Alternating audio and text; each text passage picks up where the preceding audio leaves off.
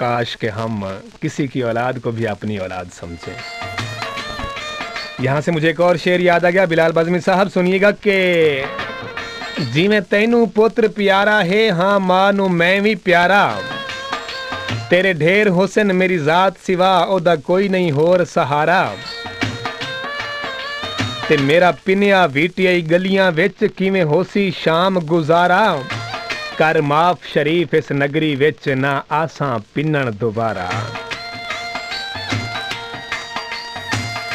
कि लत चार ते वेला बहथी ने हैं कम कर वेंदा बज़मी कूं, ते निवी खौफ खुदा दा दिल विच कोई है यार मरेंदा बज़मी कूं, अजां खीर भी काढ़ने जल्दी कर हैं हकलां देंदा बज़मी कूं, ते तेरे बाल स्कूल च पढ़दे पेन निवी पढ़न भिजेंदा बज़मी कूं। ए दुनिया है ठगबाजां दी, हर एक को ठगियां ला घिंदन, पहले खुशियां देंदन बहु सारियां वल रात दे नीर रुआ घिंदन, जेड़े मुंह दे मिठड़े लोग होंदन ओ कच्छ विच छुरियां पा घिंदन, मैं बज़मी एझें लोक डिठन जेड़े मोए तू कफन लहा घिंदन।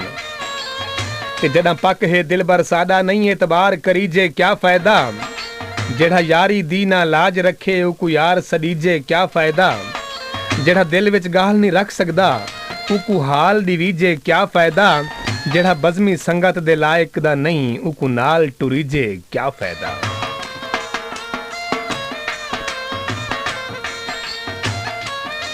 कि आया काल है इश्क दी धरती ते उकरस जो हई तहु छोड़ी गए। आजकल के लोगों को छोड़ने के बहाने चाहिए होते हैं कि निक्की जी कोई गल होवे इड्डा वड्डा फड्डा पा लेना, गोडे जिड्डा फसाद खड़ा कर लेना, ते बाद यही कह देना कि जनाब झूठा ते है ही तू बंदा, मैं ते कसम देन नूं तैयार हाँ।